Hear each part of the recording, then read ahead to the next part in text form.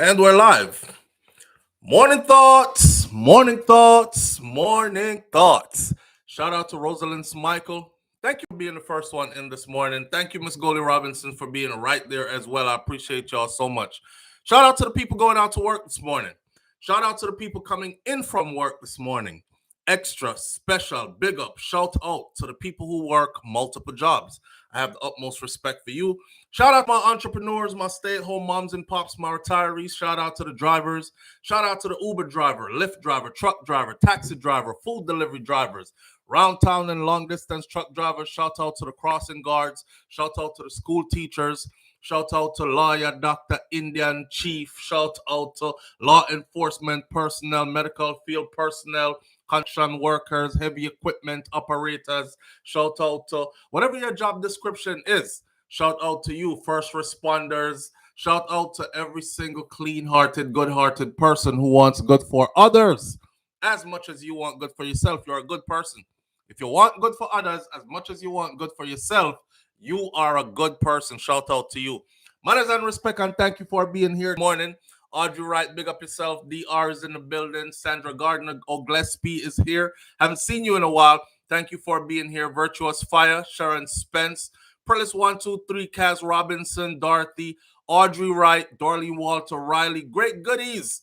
Good morning. Miss Gully Robinson again, Rosalind Michael, thank you for being here. Life Through Erica TV is in the building. Virtuous Fire Day. Happy Hump Day. Is it Hump Day already? Can be. Are you tripping? It is? Yes. Wednesday, November 1st. Good Lord. I've been off the past couple of days, man, mentally. I've been off the past couple of days. My brother was a Halloween baby, right?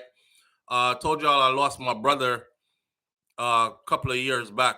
That was my younger brother. Same mother, same father. It was traumatic, to say the least. It was a devastating blow to my family. And every year his birthday comes around, it's like it happens all over again kind of thing. You know, when you lose somebody that's very close, you never really get over it, you know? You might get over losing a friend, an associate, but a close person like a sibling who you shared everything with, you never quite get over it. So I've been off, but I've been trying to keep my spirit up. Same way, same things I tell y'all to do. You know, go down to the beach if you live close to one. Find a body of water, a river, a stream, something. Put your feet in the sand or in the dirt. Breathe in some deep breathing. Getting some oxygen into your system. Stand out in the sun. All these things. Just trying to be proactive at mental health management. You know what I mean? Not trying to sink into your sorrows. Sometimes we sink into our sorrows and we think that that's where we're supposed to be. And then you feel comfortable being there. And next thing you know, you go from that into a depression. You know what I'm saying? So I don't allow myself to sink into sorrow and stay there. I always remind myself how precious life and time is. So I get right back up out of being in that sunken place. I don't know. Some people like being in that sunken place. Them just sit on there and then they and always me and you know everybody else and yeah, get up out that sunken place. I'll sit there for a couple of minutes, but then I gotta go. I gotta go because life is short. Speaking of life is short, we not pumping no brakes this morning. We getting right into the topics. Gully Bop, the elephant in the room. We could talk about Gully Bop first, or we could talk about Andre first. I say we talk about Andre Stevens first and get that out the way. A few days ago on another show, I asked y'all what's going on with Andre Stevens because I know a lot of you follow him that come here, right? People who are here right now might not be, but absolutely a lot of you follow him because again, YouTube tells us who goes where, right? And what percentage of your audience goes over to another person's platform. So that's why I was asking, like, I knew he was going through some stuff and I thought he would be back by now. I'm understanding that he lost his platform and it wasn't to YouTube taking the platform down. It was because of a relationship that he had with another individual who was involved in the business side of the channel. And the person decides to take the whole thing and cut him out of it and go. Well, Yesterday, somebody tagged me in this and said, SouFlo, you was asking about Andre. Well, here it is. Yeah, I don't know if y'all saw it. I don't know if y'all saw it. Kaitaja Empress says, I don't follow him. He's on Facebook now. Yeah, I don't know where he's at. I don't follow him either. You know, when you give somebody a follow, like you hit the follow, I'm the kind of person like this. I end up following a lot of people who I don't check up on because I believe in follow for follow. And I kind of tell myself, say, you ain't really nobody to be elevating yourself over anybody else. You know, some people are like, me a star, so you follow me, but me not follow you back, kind of thing. And they'll have like 1 million followers and they'll be following two people, their sister and their mom, and that's it. And a million people can't get a follow from them, but everybody is following them. I never wanted to be one of those kind of people. I just used to follow people because they follow me back. So I don't keep up with their content. I just follow them. See, so I wasn't keeping up with Andre content aside from if you're following somebody, then their content is gonna come down your timeline every now and then. So people tagged me yesterday and say, you see this? Look at this. Controversial vlogger Andre Stevens has lost a default judgment in a defamation suit in the Supreme Court to investment banker Ryan Strachan. Ryan Strachan was over at SSL, right? Yeah. You know what this is like? This is like the Cardi B and Tasha K situation. Yeah. You see, they say, right? When I was growing up, this how I heard it. I heard this on the Yankee side. When I was growing up, this how I heard it. If your arm's too short to box, you better walk your ass away. Then I heard the other one that said, if your money ain't right, don't go to war. Because you gotta get your money right first before you could go to war. I'm not laughing at nobody's demise. I honestly think that Andre could get out of this. I will explain how. Some people say, SouFlo, you should have been a lawyer, you know. Well, I don't know. Nothing is too late. That I know for sure. Anyhow, controversial vlogger Andre Stevens has lost a default judgment in a defamation lawsuit in the Supreme Court to investment banker Ryan Strachan. Ryan Strachan them money long like any train without end. And their power and their pull. And this is Jamaica. And you don't know how the thing go already. Plus, they're of a different persuasion, if you understand what I'm saying. So, trouble did that from morning. Andre, according to this news media, I saw.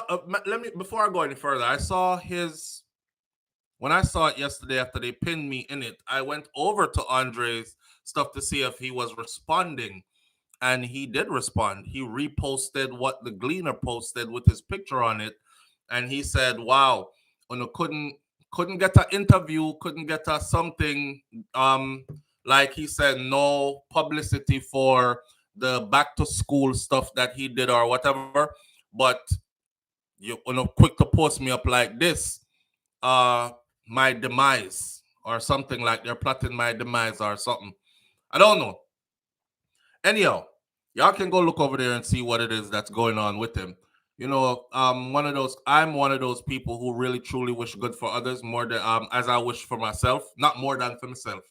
I'm not stupid. As I wish for myself. So I really wanted to see his platform work. Now, of course, there are a lot of people who are saying stuff like big Batman that dog, you know, see that Jamaica love. You know, see, look how they might elevate the youth quick. Watch how much other people are trying on social media and can't make it on these and these. For sure, you say that them love and them kind of something there and all that. I didn't really care about all that. I don't care about the man's sexuality because on his show, he wasn't speaking about his sexuality and he wasn't speaking about sexuality, period. So it never really mattered to me. All the little ones that I've seen, the clips I've seen or whatever, I know he had his own brand of delivery, but we all do. We all do, which is what makes your content special. If you don't have your own brand of delivery and you just sound like everybody else, you won't be around for long. Anyhow, he was doing his thing, you know, and I was happy for him. I saw he put up a post that said, in 1 year, I gained 90,000 subscribers and just did an over how much 3,000 video something, all the work he put in, and then this person just come and take on my platform just like this, right? It can be very disheartening.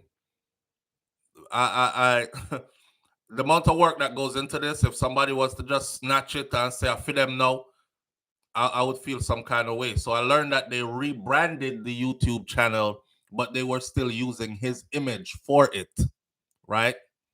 17 million views across the platform. Yes. 90 something thousand subscribers all in 1 year. So it was growing. It was growing. I can't tell you how long it took me to get 90,000 subscribers. It took a while. It took about 3 years for me to get 90,000 subscribers. But he did it in 1 year. And of course, YouTube is different now than it is back then. It's much easier, not to take credit for away from him, but it's much easier now to get a channel up and going, believe it or not. Back then, you didn't really know what to do, and there were no instructions telling you how to go about doing certain things. Right now, if you really want to YouTube, all the answers are on YouTube, how to do YouTube. You know what I mean? So, with that said, though, Stevens, known for his often loud style and antics, he did not bother to formally acknowledge a lawsuit that was brought against him. See, that's the first thing I did. When I got served with that lawsuit, I contacted an attorney and I got some guidance and I replied accordingly right away. And I made sure it was registered, mailed, delivered, hand delivered, and somebody had to sign for it at the courthouse who accepted it. And then I called the courthouse to make sure that it was filed. And you have to do it because what they do is, see, some people do this, right? They'll file a lawsuit and they'll hope that your life's so busy you didn't see it. And then just by default, the court says, "Oh, you just gonna say just F this, or you just feel like you too big to respond. All right, judgment against you then. Deal with that. Now you have a whole different thing to deal with." So that's the first thing I did in my situation, which it's still sitting out there. I responded and it's just sitting there. I call every now and then to find out what's the status on the case. It's still sitting there. I filed for it to be dismissed. It's still just sitting there. So I guess I just have to keep calling back. That's what they told me. I wish Andre had done that, but he didn't. According to them, he ignored it. He ignored the lawsuit that was brought against him. He had in March publicly stated that he was in a receipt of a demand letter and that his lawyers would deal with it. I remember that too. But by not formally acknowledging the lawsuit, it is now up to the courts to go ahead and assess the level of damage as well as the costs and the interest that Stevens will have to pay to Strachan. Now, you know, Strachan don't need no money from Andre. Strachan, like I said before, those guys are wealthy, rich, wealthy. But it's a principle thing, I guess. Stop call up my name, and you didn't stop call up them name, so they show you how powerful they are. Strachan is currently the Vice President of Investor Relations at GK Capital, the investment and advisory subsidiary of food and financial services company Grace Kennedy Limited. He had argued that Andre made gravely defamatory videos and images that were published through his social media platform on YouTube, on TikTok, and on Instagram.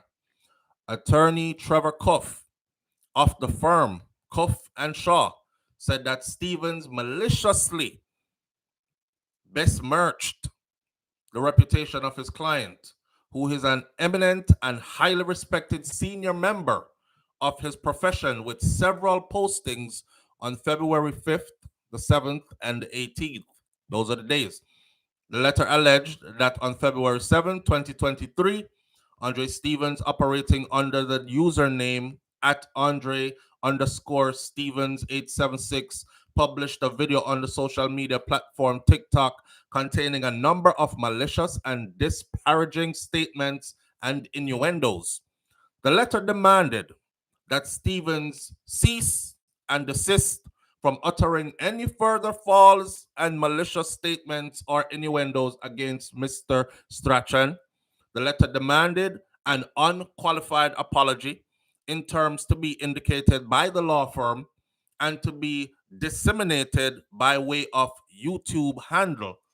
I at I'm Andre Stevens 1035, TikTok handle at Andre Stevens 876, and Instagram handle I am Andre Stevens. What he wanted was for Andre to go back on those same platforms that he called his name on, made mention of him on, said anything about him on. He wanted him to go back to those same platforms and apologize and let the audience that he knew on those same platforms know that what he was saying was out of place, right?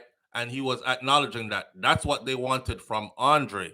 According to them, a letter of cease and desist was sent first, along with a demand for an apology, and they were to determine the terms of the apology.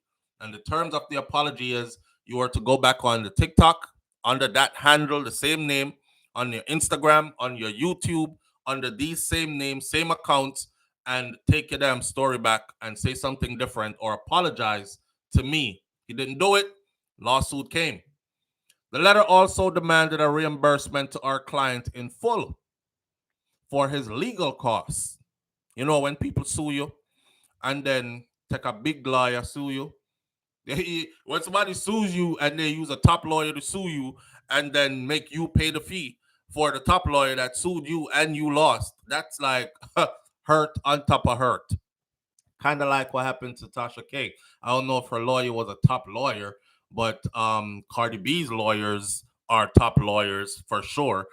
And guess who ended up footing the bill? You know, them old time people say, don't let your mouth write a check your ass can't cash. Well, sometimes in this line of profession of work here, you do, you know, your mouth get to from you, and next thing you know, you're in court and you're in trouble. It's funny how the people, I'll talk about that in a minute though. The letter also demanded a reimbursement to our client in full for his legal costs, and should these demands not be met, we have strict instructions to file legal proceedings against you forthwith to recover damages as well as aggravated damages therein. It is easy for Mr. Strachan to come up now and say, listen, I had a multi-million-dollar deal on the table. Those people saw what was being said about me over here, and it got a lot of traction on social media. And because he was doubling down and saying it was true, they scratched the deal off the table. So he is now liable to pay us back for what we lost then. It could get that serious, right? The Cuff, who is the attorney, he wrote, as a result of these gravely defamatory videos and images involving our client, who is an eminent and highly respected senior member of his profession, you have intentionally and maliciously besmirched our client's reputation. In January, Strachan confirmed that he joined SSL as a wealth advisor in September of 2011, and he later supervised Gene and Panthon, the former wealth advisor who is accused in the SSL fraud 1 year later. He left in August of 2015, so he was there from 2011 to 2012, 2013, 2014, 2015, and he supervised the woman who came out and said, yes, I did take my client them money. My father did sick, I did do this, remember her? Right? But I never touched Usain Bolt money. I didn't even know Usain had an account there. And it further was said that she did know Usain had an account there. She was the point of contact for Usain's account. So she apparently took Usain money too. Anyhow, that's how where the mix-up came in. See? It is hard to imagine a more damaging series of lies of our client, which are calculated to cause him serious and lasting damage, both in public and in private life, reflecting as they do on his integrity, his honesty, his professional competence, and his motives, is what his attorney wrote. Strachan, through his lawyers, argued that he had no reason to question Panton's actions in managing an account that was held by sport legend Usain Bolt holding company Welgen. I was never made aware of any concerns, so I can't speak to that because that was never at my level of authority, is what he said. This is the second major defamation suit win awarded against a vlogger in recent years. In 2019, the Supreme Court awarded $16 million to former Moravian minister Dr. Canute Thompson in his defamation lawsuit that was filed against gender activist Latoya Nugent. The court also ordered that she should pay all the legal fees and costs.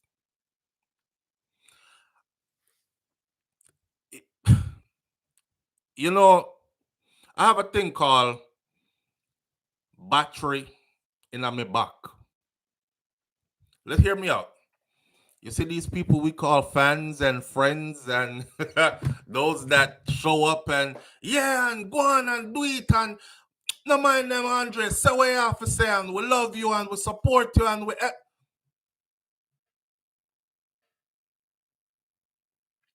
them the same ones. They'll be there later. Big bottom man, you chat too much. See it there now? See it there now? Long time them for do that to you, man. I saw so many of those comments yesterday. I was like, God. These are the same people who were enjoying his style of delivery. I've saw some people who said, boy, sometime him delivery he just brash and it just make me uncomfortable. So me can't take in too much of it, but me watch him more time and and me take you over there watching. This is the kind of people that watch you but pray for your downfall at the same time. Yeah. And as long as you're not falling, they're riding. But the minute you fall, or the minute anything goes wrong, they're there with all the comments. Yeah, man, him chat too much. Long time them for do that to him. Long time. Shut him up, Mr. Stratton. I hope them sew off the pants off of him. You know, Andre made this public. Let's take a phone call real quick. Live on the air with SouFLo. Good morning. Hello? Yeah, hello. All right, here we go. Morning, family. How you doing? Yes, good. Just a quick point. Is Renita, and you have access to Vibe Cartel lawyers. I'm a bit surprised that this is the outcome. I thought somehow they would have, work it out for him. Yeah, it was gonna be settled behind the scene. Yeah, that's what I thought. Yeah, but look at who it is. Okay. All right. Yeah. Yes. Me not. Right. You see it. Yeah. All right. I see it. Yeah. All right. I'll continue to listen and have a good day. All right. You too. Bye. Yeah. People will throw battery in your back, man, and boost you up, man, and then the ratings go up and you're gaining those subscribers fast and you have your goals, and just say, yes, the platform will grow fast. I need 10,000 more by so and so. And them said, do it SouFLo. Say what you say, man. That's that battery in my back. And here I go like Energizer Bunny. And then when it all falls down, yeah, man, a long time that happened to him chat too much. I hate y'all for that. The people that are like that, friggin' hate those kind of people. And I saw a lot of that happening to Andre yesterday. Andre made this public. This is where I left off at. He said he had mental issues, right? And sometimes he goes through some breakdown phase, period. I think at this point, maybe he can go back before the courts, file some kind of an injunction, go before the courts, and let the courts know that legally on paper, because I saw somebody making fun of it yesterday. Somebody said, but the batty boy then a mad. He mad out, So maybe he can get away with this because he's mad. And I was like, damn, I wouldn't describe him as that, but that's what the comments said. I don't care if you're a breast man, head man, foot man, body man, hood man, pum pum man. It don't make no difference to me. It's not a part of my conversation. I'm going off of what, because I know how people get sensitive, right? And then they start twisting what you say, try to use it against you. That's why I talk enough and long, because in the process of me delivering any message, I'm also clearing myself of any kind of any backlash that should come with, right? So maybe he can, since it's public knowledge already, he has mental issues. Maybe he was going through a phase, like, he was going through an episode, and because he went through a lot lately, and there's proof. He was posting some, like, I saw two or one or two videos where it was like, come back, Wayne, and Jesus Christ, and this, like, he was becoming unhinged online. And then the next day, it was a completely different person, but still more unhinged, but in a different direction than when he was going before. It's like I beg somebody to come back like me. I say, Shakira, please come back. I love you. I do anything to get you back. I can't go. I can't go on without you. And this is today. And then by tomorrow morning, my next video me drop is, well, F you then. Go on which party I go. Me no want you back. This. And I was like, this guy is like, you can see it. I'm not criticizing you, Andre. I was just saying, I was watching like one and two of your videos when that went. Actually, you post them. I wasn't really watching them. You post them come down my timeline, and so I don't know the full extent of the story. Maybe if I was watching, I would know the full extent of the story. But I saw those videos during that time. I'm saying maybe you could take those to court. Maybe you could say, listen, I was off my friggin' rockers. I was going through one of my episodes. Y'all know I trouble from so and so, right? If I had been in the right frame of mind, I would have answered. I wouldn't have let this just slip. I would have answered it. But I didn't answer it because I wasn't mentally capable of answering it. I'm on my medicine now. I'm feeling good. I'm back to being my level of normal, and I can pick up from here. Them can't hold nothing against you because it's not his doing. You understand? It's not his doing that he has this mental thing that he goes through. A lot of people have it. Don't hold against me. I'm ready now to deal with this. I'm just saying, I'm just throwing something out there for you. See if your lawyers can hang on to that and use that to your advantage to help you out. I hate seeing people sink when they're trying to swim, but I mean, the man Strachan feels like he was done wrong. You know what's funny? I posted Mr. Strachan's picture on SouFLoTV. But here's the thing. Me never said nothing too much more. Why? Because I did my research, I found out who that was, and I realized that people can be pretty vindictive if they need to be to shut you up. And if they have the money to play, you can't argue with somebody who has $1 million to throw away. They would throw it at you. You understand? So I did my research and I just wanted my audience to see who it was, because his name was being mentioned, but no face was being shown. So I showed the face. That's it. I didn't have nothing else to say. I don't know if the man did guilty or innocent or what. Waiting to see it play out. Here we are. Shout out to Andre, man. Don't let this stop you if this is what you truly want to do. Get up and keep going. Take a licking and keep on ticking. Well, I don't know about take a licking, wife and a partner, but get up and keep going. That's all I'm saying. You know what I mean? And I don't have nothing else to say on the other side, because I don't want nobody start busting gunshots in my direction or sending lawyers this way. I tell you what, I'm not hard to reach. SouFLoTV at gmail.com. Say shut up. Don't call my name. Oh, got it. I won't. That's a big deal. See? Wayne stole his money. Wait that the comment section get festive with information I think I might need to know, because I don't know all these things. Wait, hold on there. I pressed the wrong thing and lost my. All right. Audrey Wright say one thing about him though, and put him entire business out there for us to critique. Yvonne Wallace says exactly. I think so. Flow maybe. So sorry. Him even break down and ball, Audrey. and breakdown and ball when Wayne left. when I saw that, and that's the video I saw. And when I saw it, I actually not being this is me just being honest with my audience again. You know, the family members here, we are talk, other people are gonna see it. Let me clean up how I was gonna say that. When I saw the video, I said this man business. In it, so me just scroll.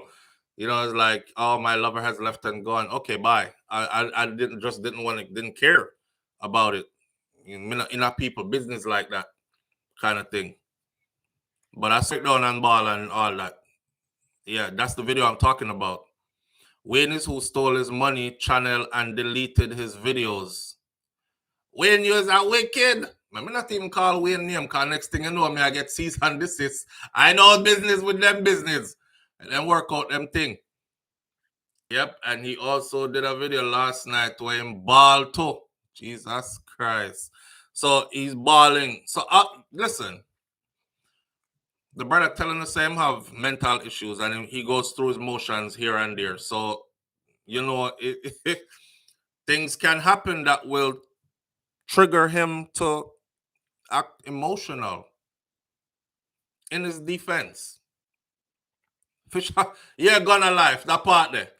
That part there. And true, me, I don't know, fisherman, me never in the business scene, so me just scroll past and left it. I've never seen him, but I still for him hope he can come back. Dorothy T says. He's really hurting right now, says Audrey Wright. You know what? At this point, man, I'm going to switch the topic because I don't like to hear about people hurting. I try my best not to send out any hurt to anybody. And I might end up start making jokes and laughing at a point when somebody is really down and hurting. You understand? So before I go doing all that, I'm going to switch the topic this morning. I just wanted y'all to know that that's what's going in with who I was asking about what was going in with him, because he was fast rising in this whole YouTube thing, and I was looking forward to seeing him blow up. And then this, he can still do it. He can still do it. Minor setback for a major comeback, my guy. That's that, right? That's it.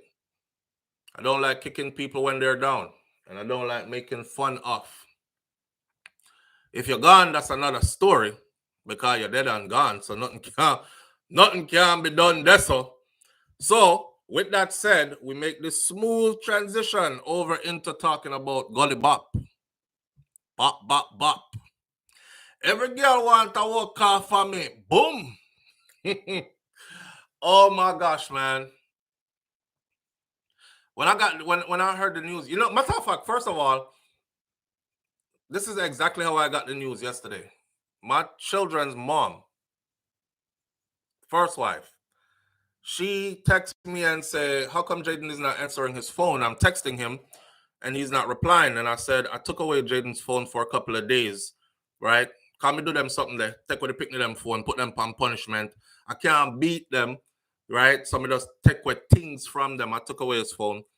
So I told his mom, I took his phone away. That's why he wasn't able to answer the phone. And then Monday, when everybody was trying to call in and it says something about non-payment or whatever, I forgot to pay the bills. My phone bill was actually set on automatic.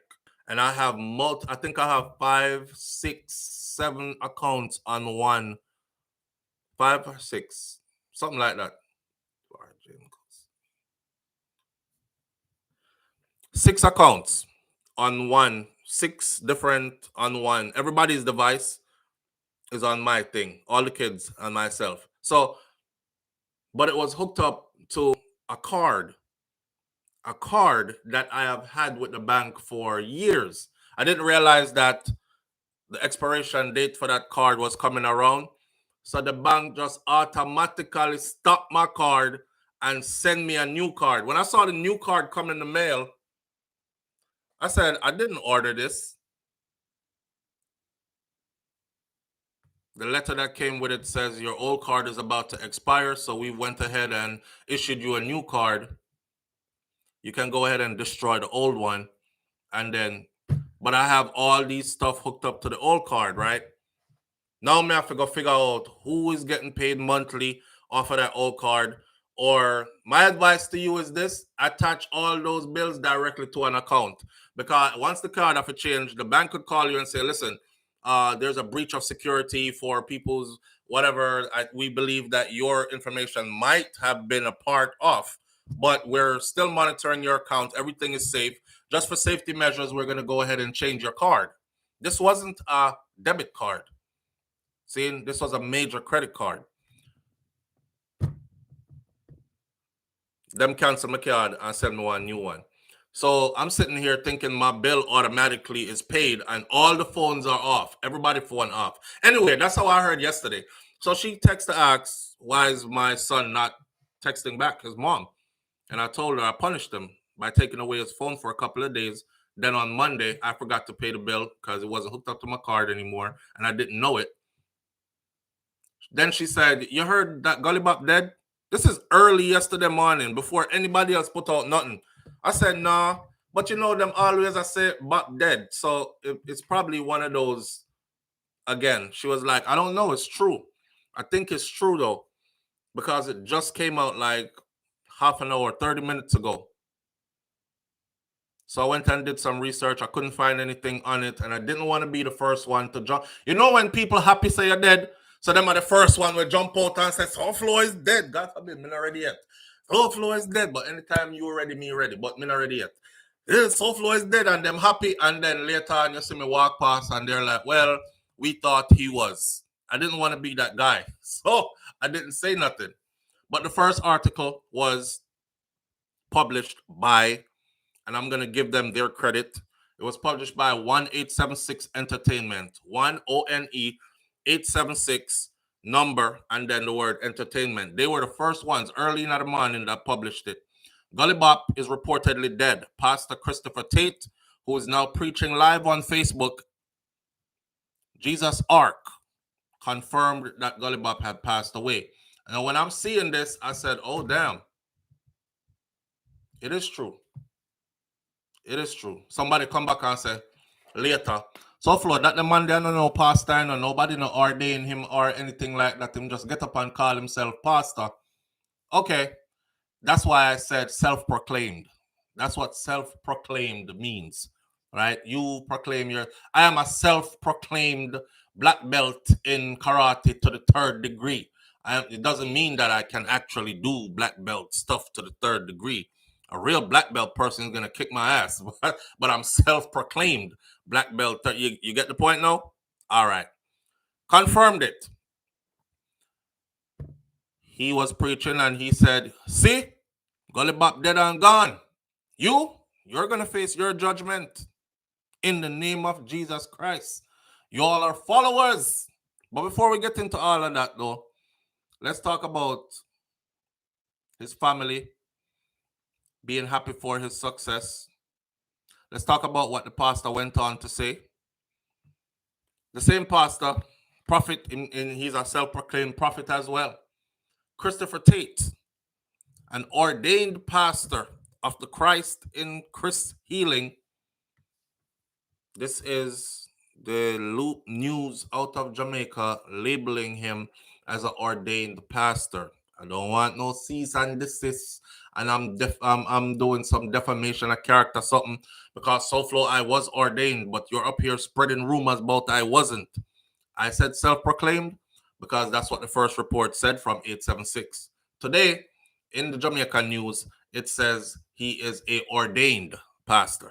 All right, so we'll go with what the news is saying, and I'm telling you who is saying it.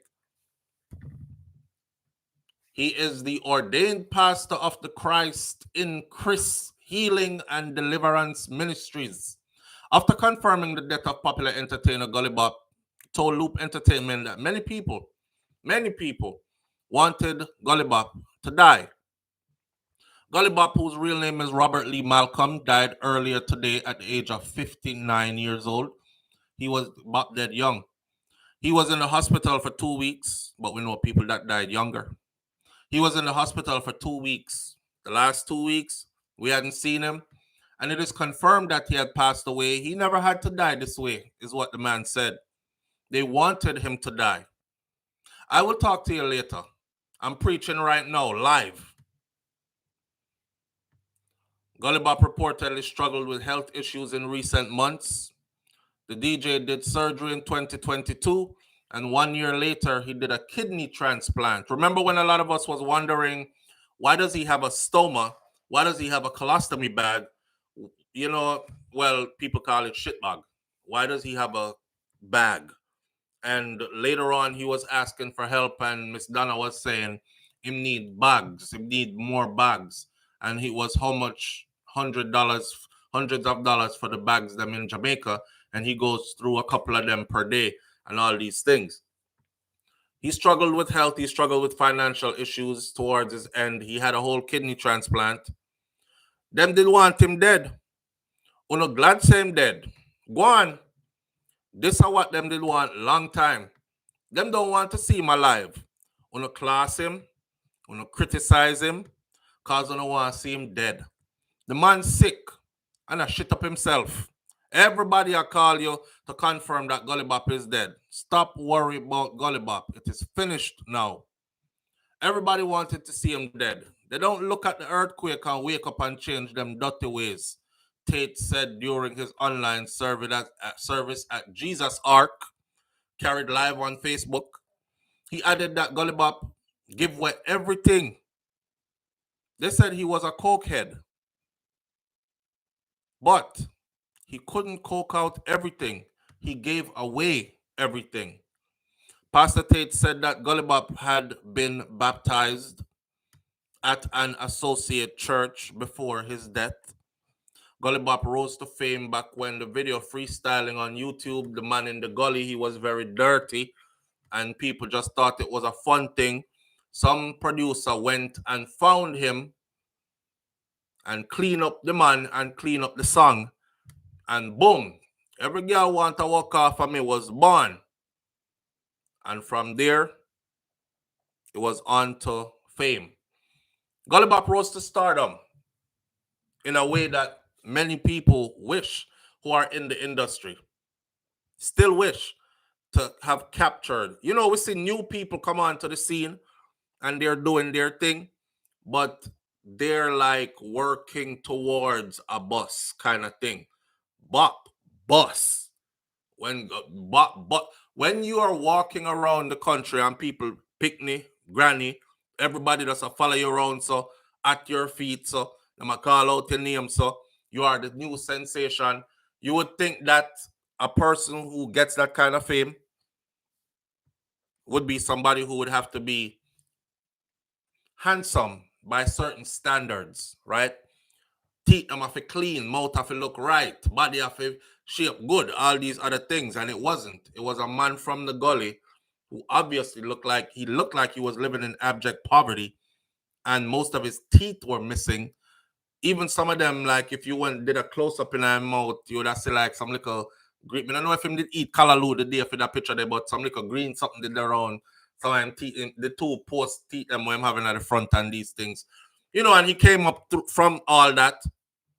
People thought, damn, you're getting money now, you're traveling, you're flying out the country, at least go see a dentist and put in some teeth. Gulli Bop said he went to see the dentist. They fit a prosthetic in it. It changed the complete way how him talk. And he didn't want to sound different when he recorded another song. So this is his signature sound now. And if it's working along with the image, because people are looking for me to show up just like this, you know. They don't want to see me show up with no pretty teeth. It change how me talk, it change how me sound when me sing. So I'm going to stay just like this. So he opted to not have the teeth put in. I remember him saying that. Yeah, there were other people saying, and I'm not chin them out in money and him not have no money left for teeth and all these things. We're going to talk about all that in a minute.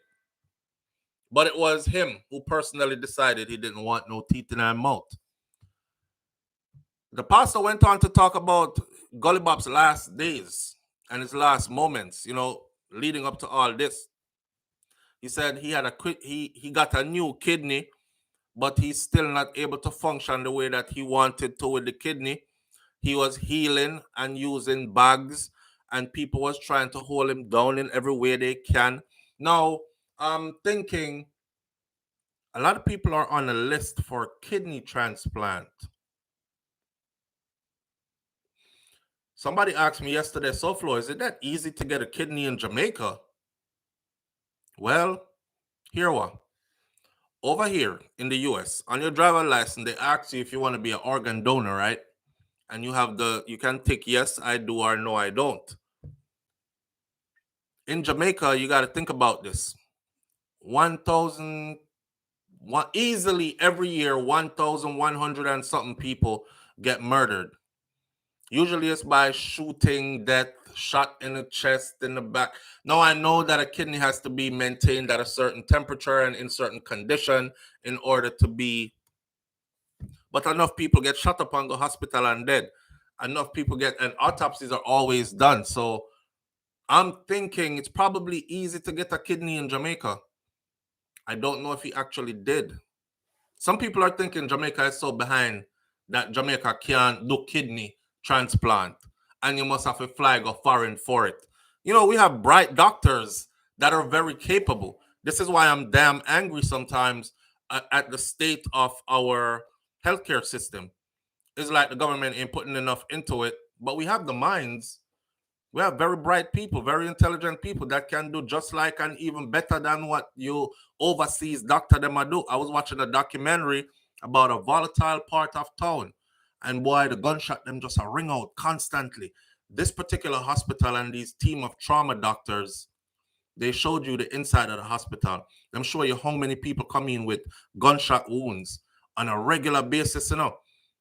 Man gets shot in the head, man gets shot in the chest multiple times, man gets shot yasa desa, and most of the people that went into the hospital, they were able to save them with none of the fancy stuff. So imagine if they had all the fancy stuff. A bit off topic, but back on topic. So the pastor was saying, boy, he didn't need he needed food, he needed medication, he needed a good place to stay because he's not doing well at the time. I'm going to have to take care of him. I'm going to have to take him in. And he described Bop's last days living condition as Gully Bop was actually living with his mother, but his mother is not doing well. So she moved and went to St. Thomas. And then he said he needed help, wider help that he himself alone couldn't give him. He was living at a house, but the house was sold. So he had to move out, and that left him homeless. And with the stoma and the shit bag on him, right? The colostomy bag, for proper word, on him, it wasn't hygienic, the condition in which he was living. You can't have one of those things on you and just be sleeping, bunks about in a car back, under a tree.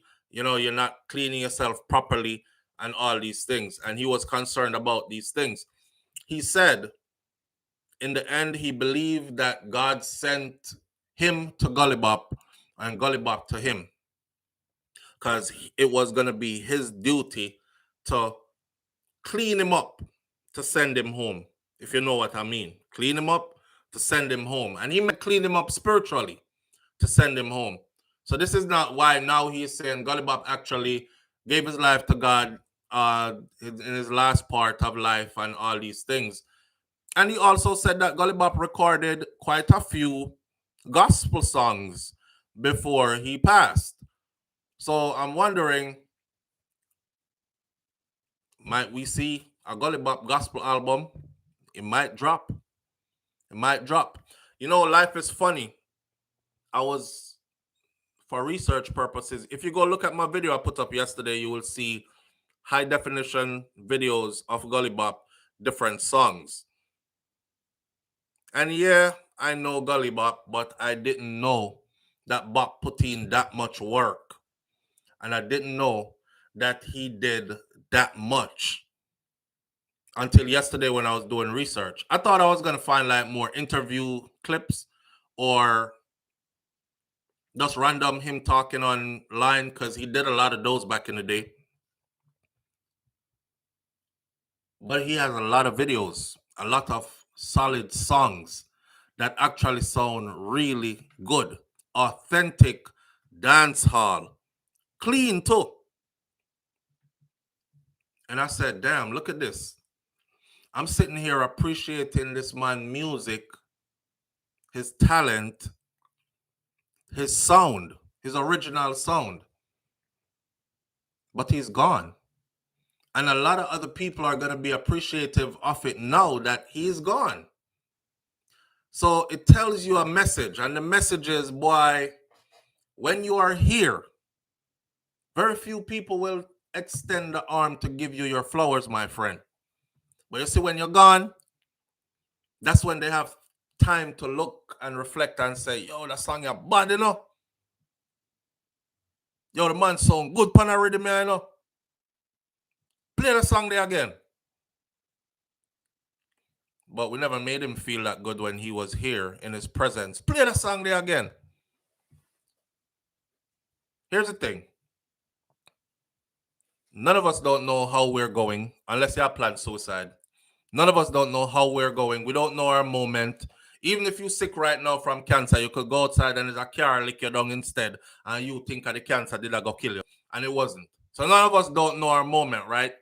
And Bob came and lived. And you know, my thing about life is living. You know, a 25, 30-year-old could come to earth and live and expire at 30. And the next person live till they're 80. And they never lived a more fulfilling life than the 30-year-old. The 30-year-old experienced, boom, I signed a record deal at 18. I toured all around the world by the time I was 25. I've done everything there is to do and see and start to feel bored with life. You're 80 years old. What have you ever done? Nothing. I was born poor. Used to work over by the school as a security guard for 25, 30 years. Then I retire and I open a little cook shop and start sell food. And then the people around here know me for sell me food and thing. And then, you know, by that time there I was 65, 75, and you know, the work did get too much for me. So I retire from that too. And then that's their life story. You understand? In other words, then the rush, Gully Bop, bus, jumping on a plane. When I saw the videos of him over in the UK, they really treated him like a friggin' big star over in the UK. Me I talk about some pretty woman. I run down Gully Bop, run up on him, hug him up, kiss him up, all kind of something. There's a video out where he kissed Shauna Chin in the mouth. Big up to Yard Flow. There's a video out where he kissed Shauna Chin in the mouth. Yard Flow posted the video yesterday. The comments under the video was, Jesus Christ, our stomach strong. Ugh, this disgusting. Somebody said, I don't know if I want to take a shit or if I want to vomit right now. This sick me. Yo, girl, you're wicked to yourself, you know. And you know, I said to myself, they say these things, and then at the end of it, they say, R.I.P. Bop. Walk good, and these things. I said, y'all didn't even, the man wasn't an animal. Don't act like the woman did a kiss a dog. No found no daddy look the same way. You know? You know, it's like them guys that, oh, I don't like this certain kind of girls or this certain kind of woman. And if you see mother, she look exactly like the kind of woman when I talk about that bitch ugly. I don't like you. This disgusting, sick my stomach. I don't know if I want shit or if I want to vomit, one of them said, but R.I.P. Bop. Said Jamaican people different to the one. You know, Jamaican people stay, no disrespect still, you know, and then they proceed to disrespect you. No disrespect still, you know, but I'd be a foolish to say I talk. After you're done, studied what you were going to say and delivered it eloquently, and them no have no research power where you are speak about. No disrespect still, you know. But I'd be a foolish to say I chat. You disrespect me, but you said no disrespect still. You know, but I looked at it like, that man wasn't an animal. She wasn't kissing an animal. She wasn't committing bestiality. Man was a human being. Yard Flow yesterday said, I threw in a SouFLo. Somebody picnic. So You think that he was just so ugly he wasn't worthy of being kissed by a good-looking woman. You think you just look down on him. So I understand what the pastor was saying. Even with all the fame he was able to acquire, another person yesterday said, boy, SouFLo, a stress kill him. Because Bop got his break late in life, got out of the gully, experienced a life that most of us will never experience. You won't ever know. Most of us will never know what it feels like to have a song hitting globally. And from them song that come visa and demands. People want you to fly out to come perform in the UK, in Canada, in the US. You know, the person said, boy, at least him get to live some life still. He passed that 59, but he did get to live. But I think what killed him is stress. And the stress bring on diseases. We talked about that tone a lot already anyways. You know, stop stress out yourself too much because stress brings diseases. That's how diseases start to develop in your body. You have to free up some energy. Some of them energy that you have balled up and bottled up in your body, you need to unbind them and free them up. But the person made sense. You know, he said he made it out. And the stress of waking up every day to realize that he didn't capitalize on it and he returned back to where he started, that's hurtful. And then it's not like you can say, oh God, me shame and go hide. Jamaica is small. So you have to live with that. You know what I mean? You got to live with that. But regardless of what it is, though, we all have our date with that, our destined date with death. You know what I'm saying? So every man has their own story. It just so happened that we're now able to say, okay, we witnessed Gulli Bop's story, and we still don't know the whole of it. We just know what we see and what we can say or what he told us. People are out here beating Shauna Chin. Move on, go ahead. And you take with the whole of the man money. That's why I'm end up back which part him end up. Y'all don't know that. Y'all are just looking for somebody to war with. Somebody to disrespect. Somebody to somebody to be able to talk bad to. People take joy in this. I don't know why. Big grown people get up and go online and look for people to argue with. Move on, go ahead. You name out the whole of the man money. That's why him end up which part him end up. Nobody is gonna say that Bop got his break as a grown ass man and just failed to manage his affairs properly.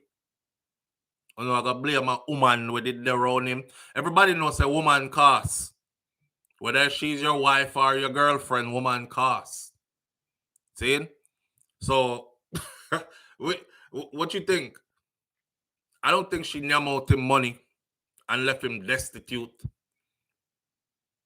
I think people just want to talk crap to Shauna Chin. But when Shauna cried in another video the other day, remember when a lot of people were saying, look, Panshi, I come look stripes. Shauna said, I'm good where I'm at.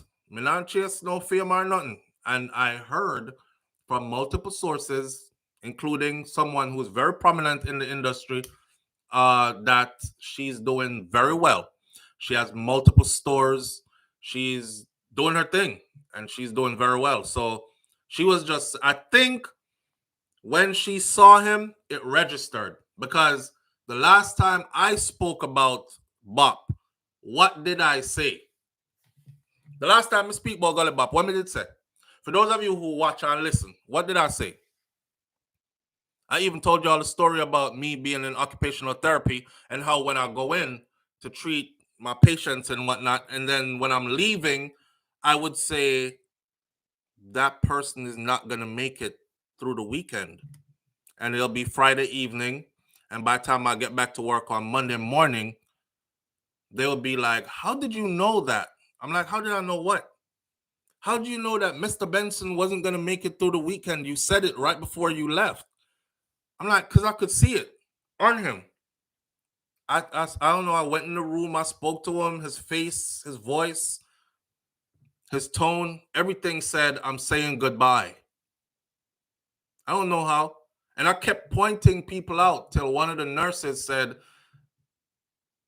we're going to start calling you Angel of Death. I said, please don't call me that. Please don't call me that. Because it's just that I work with these people close, so I see the change. When I saw Gulli Bop the last time, that's exactly what I said. I said, looking at him and knowing what I know, I even told y'all the story about the older guy that had the stoma and the colostomy bag on him. And that's the guy who I said, he's not making it through the weekend. And I came back to work Monday morning and they said, how did you know? So when I saw Gulli Bop, I immediately saw him, that guy. And I said, yeah, Bop on his last. He's not going to make it much longer. Here we are. Here we are. He didn't make it much longer. You see that bag there?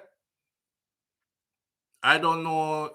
We were thinking it was like some level 4 of cancer or something, but I didn't know it had to do with transplant of a kidney and a bunch of other stuff. Either way, I have no confirmation that that is exactly what his health issues were. So I can't really speak firm like that, like me know. End of the day, man. Then you have Amari. People are beating Amari online. Move on, go ahead. Him ask you for help and you run him. She couldn't have done nothing for him. What was she supposed to do? Auntie Donna come out and say, every girl we did get a walk off of him. Boom. Remember, him say, every girl want a walk off of me. She said, every girl we did get a walk off of him. And she was talking about Amari and and Shauna Chin and all them. Come give him some help now. See me, I need help. And of course, Amari went in on her for that. Stop calling me up, name you're nothing nasty thinking. They went on. Now they're beating Amari, saying she could have saved him. She couldn't save him. It is what it is. But Amari is going overboard now, because now she'll put up all kind of video clips with her and Bop and how I will always love you and I miss you. But here what? Oh, there's a storyline this morning I woke up to. Entertainer Amari, something her name, DJ Mona Lisa, or whatever her name is, was discovered by Gulli Bop. They were engaged and living as a couple together in New York. That's the latest one put up this morning. See, they were in a relationship, so who am I to say she don't have a right? But it looked like exploitation at this point. See it? It looks like exploitation at this point. Who am I to say she doesn't have a right to say what she wants to say? She probably had a special place in her heart for him. She probably miss him. Amari did tell a story, say, when she went to Jamaica, she did there with her man. And while she was with her man, she saw Gulli Bop. And her man introduced her to Gulli Bop, and the rest was history. Bop take her away from her man on spot. How that happened? She said because of energy, and Bop is who she always wanted to be with, and all these things. See? So I take her away from our man, and we were inseparable after that. But then it get toxic. Remember one time, I don't know if some of y'all remember this. Remember when he was in New York? And he was in New York and him have to jump over the balcony and run. Remember when she did take out the pad?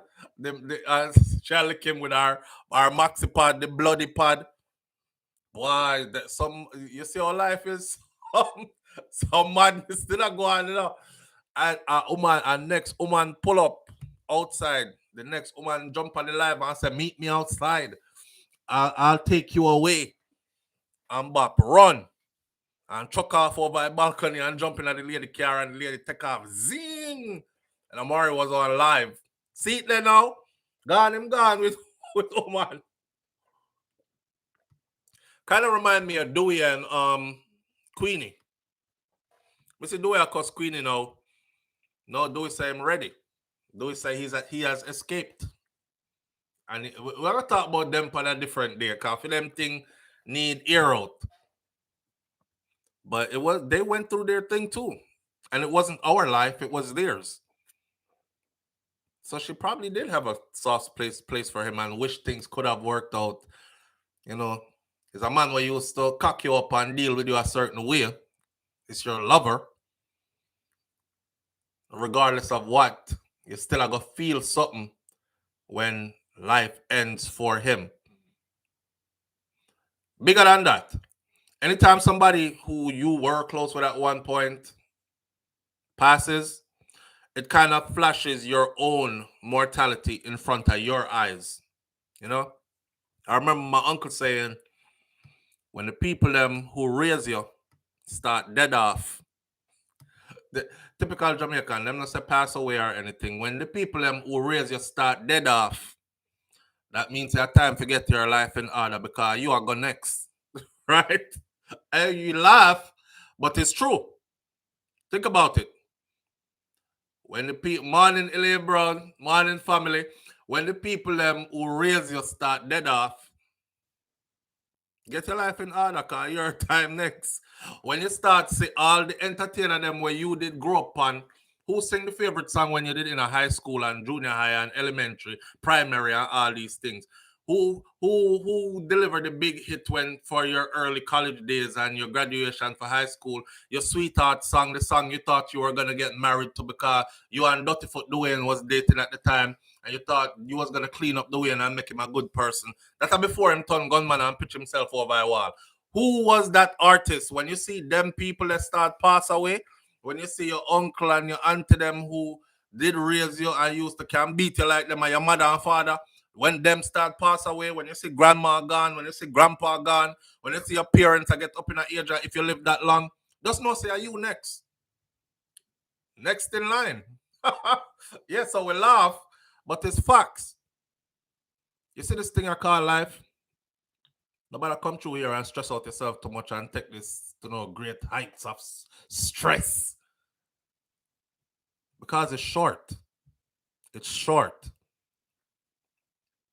I remember one of my patients said, I think I told y'all this already. He was 99 years old and he was about to be 100 the next day. His birthday was coming up and he said, I can't believe I'm about to be 100 years old. Feels like just yesterday I was a little boy. These are people I like to talk to. You know, because I want to find out, can I not even reach half of that yet? I want to find out how it feels to almost be 100 or to be 100. He said it's short. It goes by fast. If I could do it again, I wouldn't change a thing. I'll do it all over again. I had a wonderful life, but it was fast.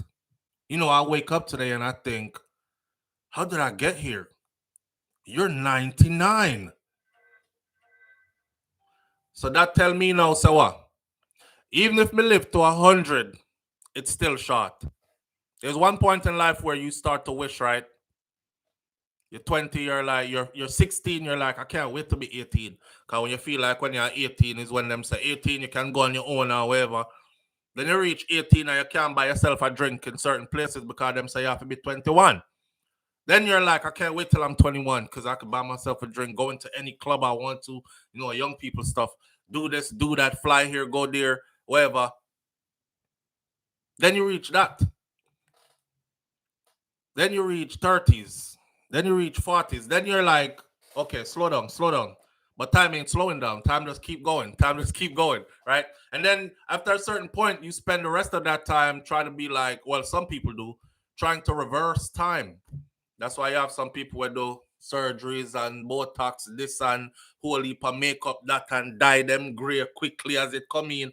What a 2 strand of gray here. Blood clot. That, take you out, take you out. Die quick. Me don't want nobody see me like this. Like, not aging well. Not aging well mentally. and everything that shows on the outside has to be taken care of quickly because you know nobody see me. Nobody wants to be like this. But here what? You can't stop the time. All when you're asleep, you know. Even when you're asleep, this is when time is no longer your friend. You see, when you're young, everybody is like, time is on your side. That's what the big people them tell you, right? Time is on your side. You have everything I go for you. You have age and time and energy and blah, blah, blah. After you reach certain age, you realize that time not upon nobody's side.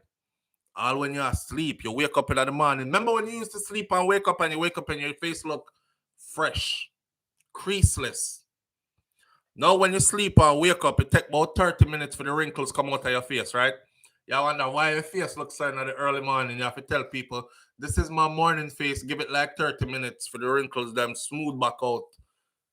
Look like crush up paper. So, you know, that's just gravity and time and, you know, that's a show up on you know, right? When you used to young and you wake up and you jump out of the bed, now you wake up, you sit down on the edge of the bed and contemplate life. Oh, my freaking back. Yesterday was rough, man. Gotta go do this again today. You put out your foot so calm. You need them crack pop. You need them pop pop. You get up. Gotta go to the bathroom and get ready. Go back to work again. Jesus Christ. I can't win the lotto or something. You know? Time ain't your friend no more. But time ain't none of us friend. And we all have our destined date to leave this plane, I call it. I hate to use the word dead, but I have to use the word dead because that's the way we use. But I don't feel like nobody dies. I feel like energy transcends. People move on to a different plane. I don't feel like people dead. Dead means to never exist again. Dead in the flesh, yes. Because this right here, that's why I'm tattoo it up and do all kind of sitting, just turn it in on my map. Because this right here, this is temporary. It's the spirit that's in it that counts. And I feel like when the body dies, the spirit will leave the body finally. Don't know where the spirit is going to end up in a car. Sometimes I cross this, but in a good way. In a good way. So I don't know where the spirit is going to end up. You know, I just hope it end up somewhere good amongst other good spirits kind of thing. We die in the flesh, but not in the spirit. And it's important to feed the spirit because you must understand that the flesh will not outlive the spirit. Even though there are some people walking around spiritually dead. No, that's death. To be alive in the flesh and dead in the spirit, to me, that's dead. Spiritually dead. You're really dead. But if you're awoken spiritually, then you understand that the flesh is temporary. See? Boy, shout out to Gully Bop, shout out to Amari, shout out to what's your name again? Chin. Shauna Chin. Shout out to all of them and whatever they respectively, whatever they all have going on. Amari is on a flurry again. I was wondering where she was. And then ever since the news broke off Gully Bop, those of you who are into her antics, y'all can go check her out. She's back up and running fully. Every minute she'll post her next video and an old video and a clip and something to say. She probably grieving in her own way. I don't know. Gully Bop's, the last part of this is his family and what his family had to say about him. So Gully Bop's family said that they were happy for his success, his brother. They were happy for his success. The rise of dancehall DJ Gully Bop from rags to riches, or rather from the gully to the money, it captivated fans all across the world. Because people love that kind of story, you know. You rise up out of the ashes. You went from rags to riches. They love that. You must also remember that the same people that elevate you, they elevate you real high so they can watch that fall. Because if you don't rise too high, the fall is not simple mathematics. If the bed not too high, if the bed upon the ground and you roll off of the bed, you not feel a thing. You just upon the carpet or upon the floor. If the bed is really high and you fall off, you're gonna hurt yourself, especially if you're in your sleep. Imagine if the bed they're way up there, so they elevate you and then they tear you back down, you know.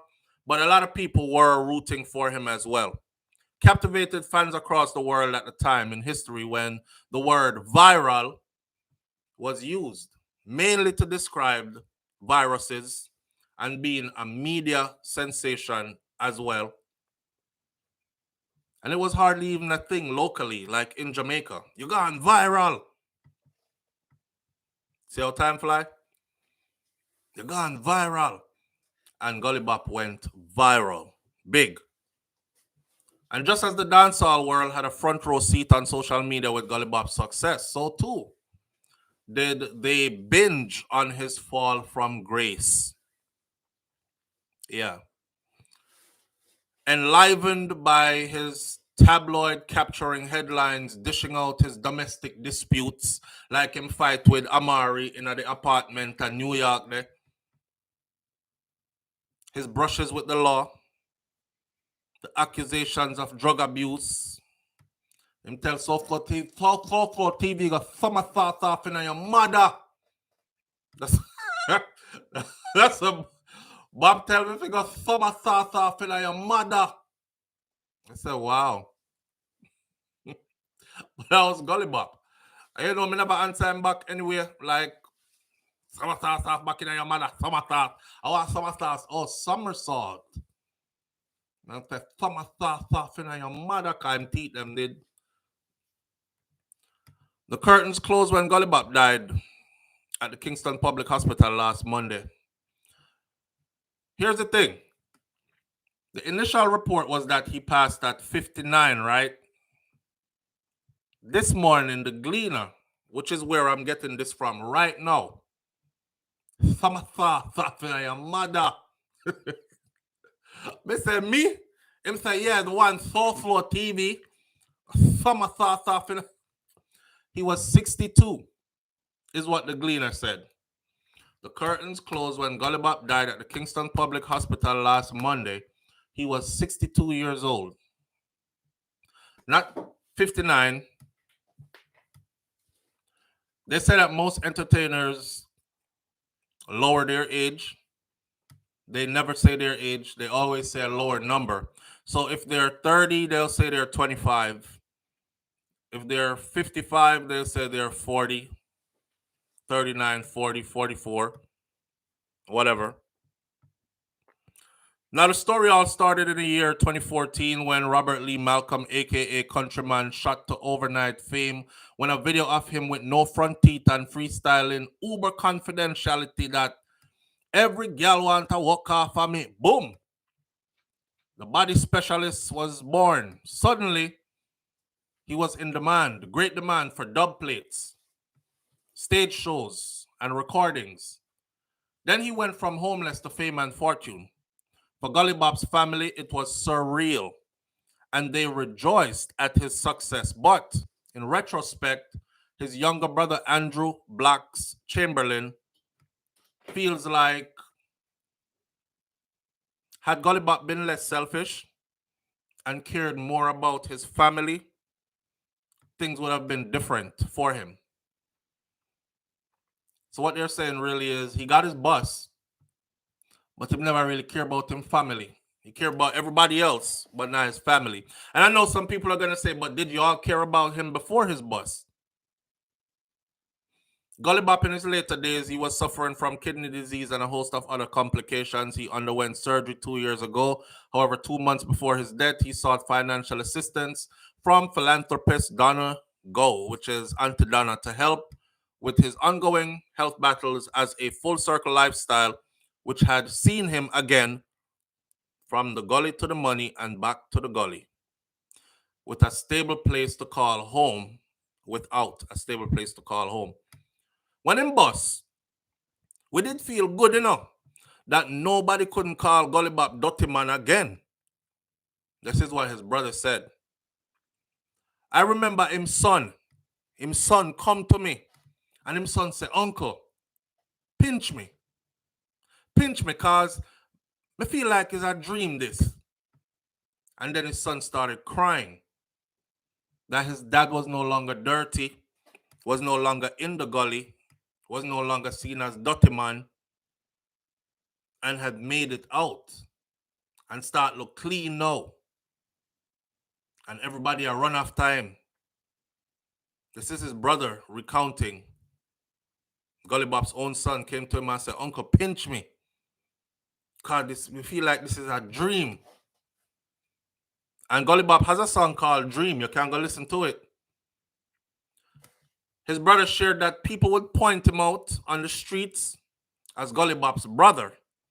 And crowds would surround him just for being Gully Bop's brother. He's a welder by trade. He's also into music and he performs regularly on the karaoke circuit, doing up to 2 shows per night. He recalled performing with Gully Bop at a concert in Fagan Ave in St. Andrew, but that was never repeated. Like Bop never bring me back again for any more show or tell anybody say, yo, my brother this, and him can DJ too, Me and him mash up the place. But Bop don't like to share the stage with people. So he never like share his fame. And I heard his son did an interview. I saw his son do an interview. And his son say, I right next to my father me there. When him a build certain tune. Me hear the tune them way before you hear them. Me hear them before them even go a studio. In the infancy part of the tune when him just catch the rhythm. And him boom. Every girl want to boom. Every girl want to walk off of me. Boom. Every girl want to walk off. All right, so that I go work. Me hear it from then. But here what? We did and we contribute. Said this in here, so put that there so and he make up him song and him go. That man, me dede, when him a doing big interview them, all when him go on stage and these things, we go with him. And we're right there. And him never yet once turn and say, see my son here, or my son DJ too, or something like that. And his son said he was praying for that. He was like, please, daddy just said, just point for me. I'm ready to go. Me do the rest by myself. When you wait for somebody put you in position and you see this person in position, you're like, okay, because I'm me there right with him. Him son said, me used to go share my food with him. Nobody never really care about him. Me used to go all as dirty as you see him is there, he might eat out of my plate. Me never used to separate the food. Because some people, if them a give you food, them say, boy, you look dirty and nasty still. So give me a plate, let me scrape off some game. Him said not even that he wouldn't do. Him eat out of the same plate. Me I eat out of because I'm a father. But after being around him and watching his stardom, go up and realize that the man never yet once said, this is my son, and him do music too. He said, damn. So now his brother is telling the same story. Said me and him mash up the place. But Bop don't like share the stage with people. And him never hide that either. Him talk it plain. Him have a son who DJ. And him could have helped out him son. But the spotlight get to Bop. Him selfish. And him carry it to him grave. Him never like people around him. And when him sick, him did stay by himself. He was one of those kind of people. The brother said he wasn't the kind of person that liked people around him, though. Cause with the fame come people being around you, but him never liked that. He was a person that liked to be by himself. So when him get sick, stay by himself. In the last part, him go around to my mother, who was staying with my sister in St. Thomas. That's exactly what the pastor said, right? Asked how his mother was feeling about Gully Bop's death, Chamberlain said that she was prepared. She was prepared for it. So the way how things stay right now, my mother's supposed to get stronger. We lose a sister already. I think she grasped the fact that Bop had limited time to go as well. And based on that, she get the strength to cope. It wasn't like him dead suddenly and him did fully healthy and functioning and everything. They saw the gradual decline. You understand? So mommy had time to prepare herself.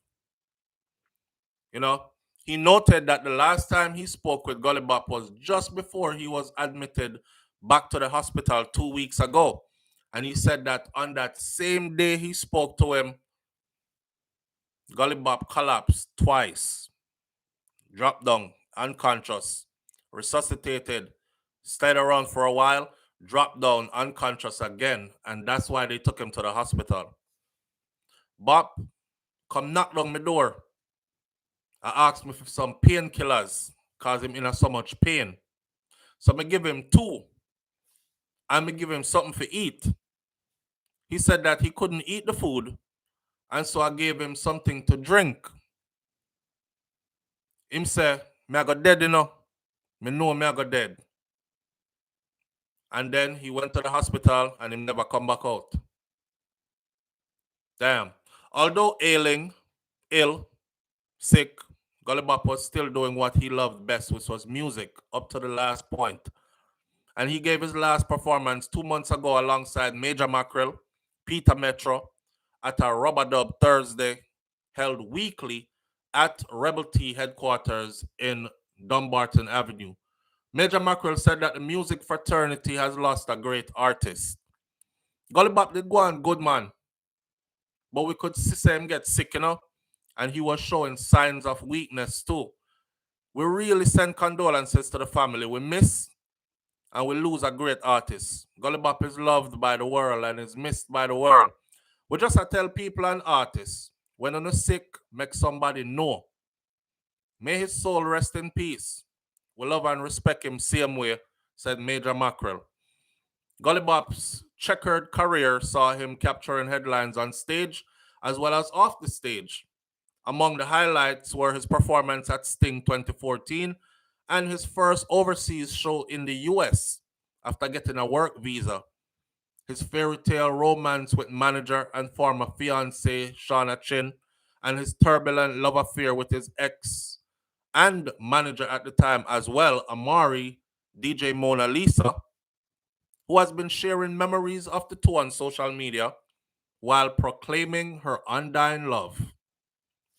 He's the best thing that had ever happened to me, but was easily manipulated by others who discarded him as soon as they got rid of him as his fiance and as soon as they got rid of me as his fiance and manager, Amari said. So Amari feel like she gave up a lot for him, and then him switch up on her for people because he was easily manipulated. So them draw him away. And then once they got her out the picture, then, you know, it was a slander fest and so on and so forth. And that's where her bitterness, whatever bitterness was there, came from. But she loved him. And she's still saying he's the best thing that ever happened to her if they could have worked out. His brother believes, though, that Gulli Bop will always be remembered most of all for his lyricism. Him built some nice lyrics, man. Him did have a thing for that. And people did love him sung them, you know. Tunes like Gully Wine and them no bad like me. Oh God, them no bad like we. And Body Specialist. Some big song them. Chamberlain said a tribute to his older brother, who he said was one of his favorite people when he was younger. And that is that. So others will get to finish telling your story after you're gone. That's the story for this morning. We're all living. We're all the authors of our own book. We write it, right? Don't let nobody else write your book, you know. You control the narrative and write your book, right? You and God. Don't leave God out of it. You and God, write your book. But you see the end part of the book, you can write it all the way up to the end. People are going to remix your story. They're going to tell it how them want to tell it. Because everybody have a different perception. Bob was not Bob. Gulli Bop was probably an introvert who struggled with fame, and plus he had a drug issue, and being dirty and an outcast for so long, then suddenly you clean up and everybody around you kind of probably made you have some kind of even deeper resentment still, but you had to keep smiling like them never loved me when me dirty. Them never care about me when I was dirty. Me get little money now and little fame, And them are going like them want to worship me. But them people don't really love me. Them love what them think them can get from me. So it's a paranoid kind of mindset to be instilling up. You see it? Karen Notice says all the money he had, and I bet you he's not going to be able to pay for his funeral. Yeah, we don't know. We will see. But I wouldn't be surprised. I wouldn't be surprised. A funeral expensive these days, you know. The Buffalo sold the rest. Thank you for being here. I've seen people like that who know you did some things but will not acknowledge your part in it. They'll just scrape up all the fame and all the accolades for themselves, right? Like, I me do it by myself. They wouldn't say, well, you know, say the Buffalo Soldier, so she did right now, and him did right this, and you know, Ed Sharon did right that part there, and they just scrape everything up for themselves. Well, hey man, I'm not entitled to speak on how his family members feel, cause I feel family member them, and they knew him his whole life. Yeah. With that said, rest in peace, Bop. We all must go. We don't know if one thing me glad, I don't know gunman shoot you down. You never mash up and twist up in a no car accident.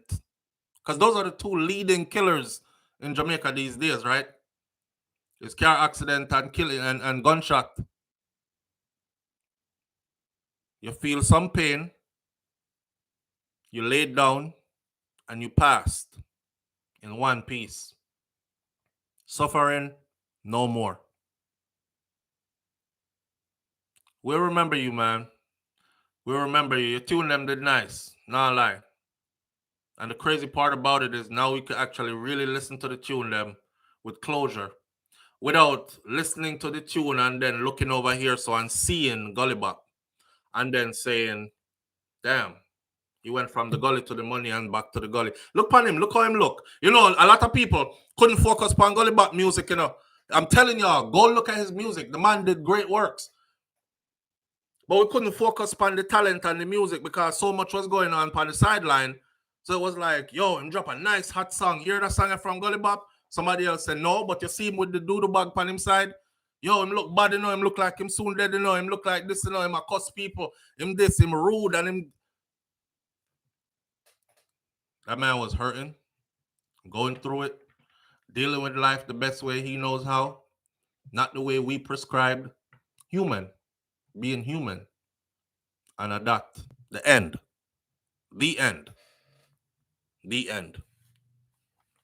All right. With that, we're gonna move on. I got two more stories here for you. Let's go into switching gears and going into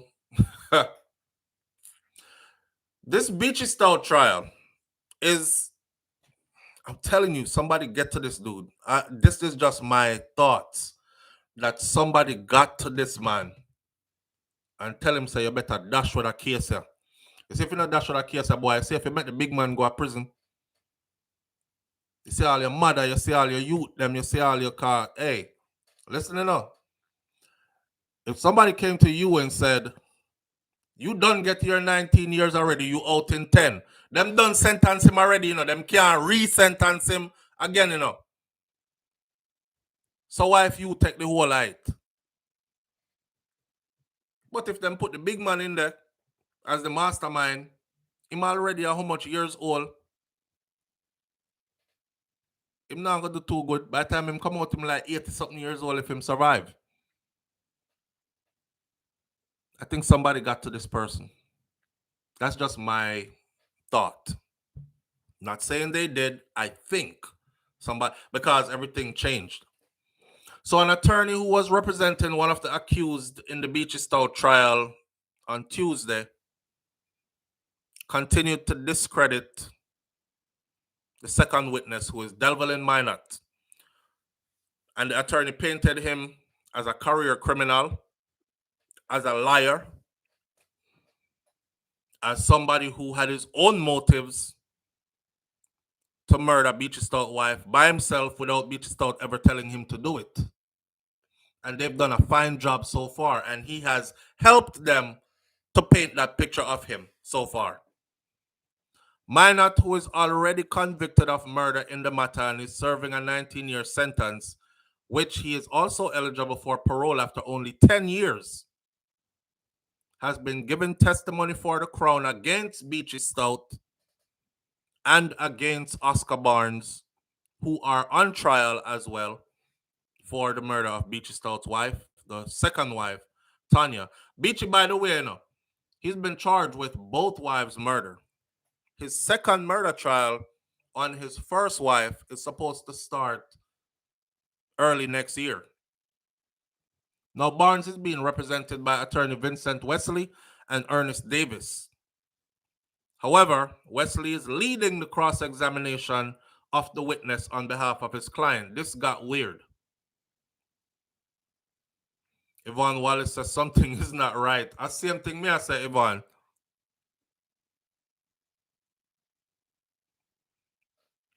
Barnes is being represented by attorney where, okay, Wesley started off his cross-examination. Watch this. I'm telling y'all, this case is not going to end the way we think it's going to end. I don't hear them pulling out the voice notes yet, but them need to pull out the voice notes quick, make me come to a solid conclusion. But so far, what I've heard, it's a wrap. Wesley, the attorney, started off his cross-examination on Minot by taking him back to one of the instances in which the witness claimed that he had went to Tanya's house in Dolphin Bay, Portland in 2020 to kill her. Minot had said that on one particular occasion he went to the house and he was armed with a gun, and he claimed at the same time that Beachy Stout contracted him to kill Tanya and gave him strict orders that she was not to be shot, but she was to be stabbed to death. But he showed up with a gun anyways. Now, Minot, during his examination in chief, had told the court that he subcontracted Barnes because he had never really stabbed anybody before to death. And so he didn't think he was going to do a good job of it. So he had to give the job to someone else who knew how to do it. He had also said that despite receiving those instructions, he still went to the house armed with a gun, even though Beachy told him, I don't want her shot.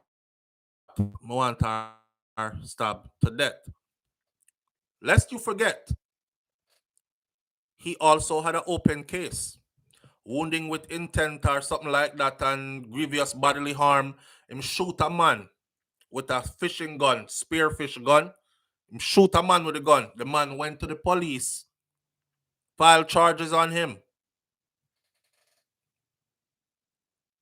I think he got released on bail or something like that. By the time his court date came up to go stand in front of the judge on those charges, that man who he shot with the gun disappeared. Matter of fact, all know them still can't find him. He was never to be seen again or heard from again. And the lawyers brought that up in court. Isn't it true that the only reason why your case got thrown out with the man that you shot with the fishing gun was because that man disappeared and was never seen or heard from again? Up to this day, they don't know where that man is. Him say, yes, it's true. All right. Remember, I know. The man never said him never killed before. Well, he did. Last testimony, he said, me never kill a soul yet.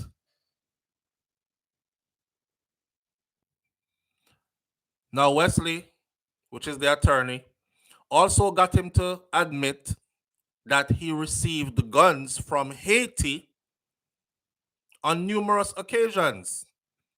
So you have a case out there. You see how this is coming to, if I was like Beach, I would just be like, this is beautiful. I hear a symphony playing. This is coming together like a fine piece of artwork. It's just, I hear the violins. You have a case, a serious case, wounding with intent and all these things, grievous bodily harm, man disappear. You get let out on bail and the man disappear. You come back to court, we can't find him, judge throughout the case. Your story don't match up. Because you said one day is this, next day you said that. When we brought the papers out and start read them to you, you say I never said that. The police lie upon me and put that in there because I never tell them that. That all that throws out his whole testimony. There's no way that a piece of testimony, 16 pages, can stand up in court if the person who gave it said, well, I can't read, I can't read. So I was just saying what I know happened and police was writing. And then them tell me to sign down at the bottom. They asked him, but didn't they read it back to you though? Him say, yeah. So you didn't hear some of the stuff while they was reading it back to you. Say it never matched what you just tell them. Him say yes, but at the time, me never did really think nothing of it. Let's go back to the guns from Haiti part. So now he's also a part of the guns from Haiti trade. Them attorney are having a field day, just like I told you they would. Wesley also got him to admit this is Barnes' attorney. Beach make sure say Barnes make sure say himself have two attorney. I don't know how Barnes money stays, so I shouldn't say Beach make sure Barnes have. Beach have 4 attorneys, Barnes have 2. Wesley also got him to admit that he received the guns from Haiti not once, not twice, not 3 times, on numerous occasions. In court. In court, Minot also maintained that he met Barnes on a fishing beach in Portland when he went to purchase fish. And because he knew that Tanya wanted a gun to buy, he had approached Barnes about the subject after hearing or overhearing Barnes telling about 5 or 6 men that was gathered up there on the beach. Yo, me have access to some gun, So him say, okay, me I go link him. And I saw him meet him. I don't know if people really talk that loose. Because people will deal with gun and them something that them not really just chat loud. Yo, me have links to some gun from Haiti, And you way over there so and you hear it. And now you coming to talk to me about guns. It's risky business. Just like the part in his story where he said he went to the business place to ask the man for a job, and the man said, nah, left that. I have something better for you though. I have a different job for you. Why you kill my wife? Out the blue? First time meeting you? Don't know nothing about you? You came to my establishment for a job, and the first thing I said was, I want you to kill my wife. Come with me upstairs. Took out his phone, showed me a picture. That's the first time I saw his wife. Say, yeah, she want you to kill her. Who this? Wife. Kinda don't add up really. Well, Wesley then raised doubts. The man said meet Barnes on the beach. Barnes did they tell about 6 men that were gathered on the beach that he had some access to some guns. And Tanya had told him, say, she need a gun. And she need the gun bad. Wesley, the attorney, then raised doubts that Minot and Barnes had any conversation about buying any firearm. Now, here's another hole in his story. Because, remember, his first testimony said Beachy was the one who tell him, say, she want a gun for buy. She said she find out who killed her father. She want a gun for buy, but a me kill her father. So me no want her buy no gun. So this money, remember the money? This money, couple 100,000. This money is supposed to look like your carrier or go buy a gun, but this is the first installment of the $3 million to kill her.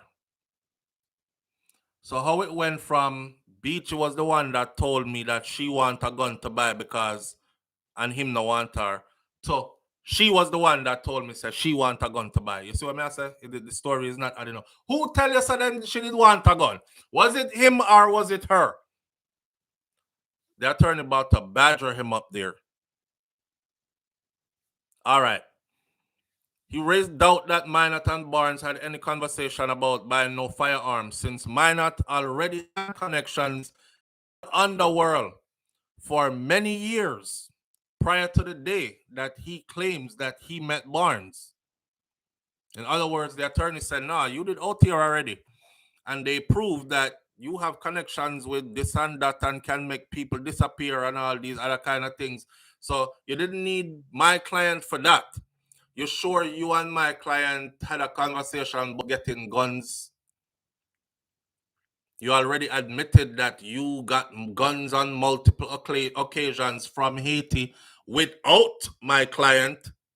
So why would you go to my client now? You see?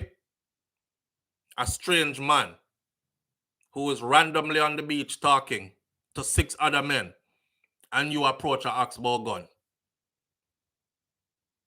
Wesley also quizzed Minot on whether he was asked by Tanya to murder the man who had killed her father.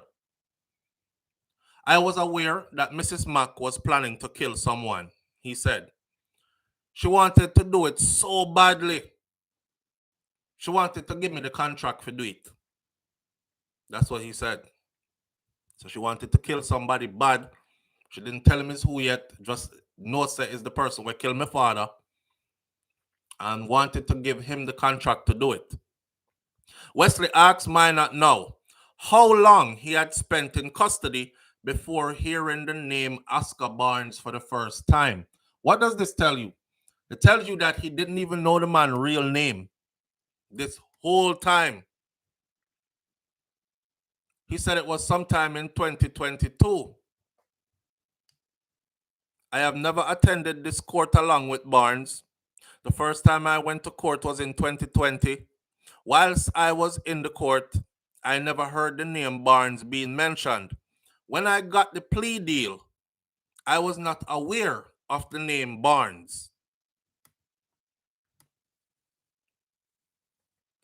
Everything pile up there, sir. Everything pile up there, sir. When I got the plea deal, I was not aware of the name Barnes. I was aware that someone else was charged for the killing of Mrs. McDonald. And see, nobody else has been charged for the killing of Tanya except for Barnes. And Beachy. When I first heard the name Barnes was on the radio news while I was in prison. Now, while in prison, I gave a statement to the police. And when I gave the statement, I hadn't yet heard the name Barnes. Minot said, pointing out that he did not know the name of the man when he met him, and up to the time of his imprisonment, he still did not know his name. I had been in that beach area regularly because I met Mr. Barnes. I knew people who work at the fishing place because I did business there on many occasions. If that is where I stayed to buy my guns in Haiti, it's none of your business. And laugh. The man, listen, the Obia man have him again. The Nigla juke him again. Remember, me say at all wrong times, you're going to laugh. When you take that stand, you're going to look like you're crazy. All when you try to talk sense, you're going to look like you're crazy. One of the easiest ways to look like you're crazy is to laugh at the wrong time. Somebody cry and say, oh my God, I just lost my son. I can't believe this. This is devastating news. And you bust out laughing. Somebody would think you're crazy. The man tell the lawyer in court, said, I'd been to that same beach where I met Bonds many more times. And I knew people who work at the fishing beach because that's where I did my business on many occasions. And if that is where I stayed to buy my guns them in Haiti, that's none of your business. And laugh. His laughter prompted the attorney to inquire, is he okay? Are you losing it? He actually asked if he was crazy. You see what I say? You see, y'all see what I'm saying? All right. Why are you laughing? You're laughing. The Minister of National Security needs to know about you, is what the attorney said after. Now, when Wesley, the attorney, continued to press him on how he said he met Barnes, Minot said that on the first occasion, when we met, we spoke in person. I didn't talk to anybody to get to know him. We talk in person. I don't remember how long I spoke to him for, but I know I said the first time I talked to him in person. Asked whether people of the fishing beach were wearing face masks, given that the murder was committed in July of 2020, when restrictions to guard against the spread of the something there, the big C, were in place. Minot said, I never watched the people on the fishing village to see if them did have on no face mask. The attorney then tackled the witness on the fact that he never properly described Barnes when giving his statement to the police. You never say if him was 5 feet tall or if him was 6'4". You never say if him was a big fat man or if him was a little skinny boy. You never say if him did have a beard on him face with some gray hair in it or him never have nothing, face clean shaved. You never say if him eye them did brown or green or yellow. You never say. And you didn't know his name up until this point. So does this man really exist or have something to do with your business?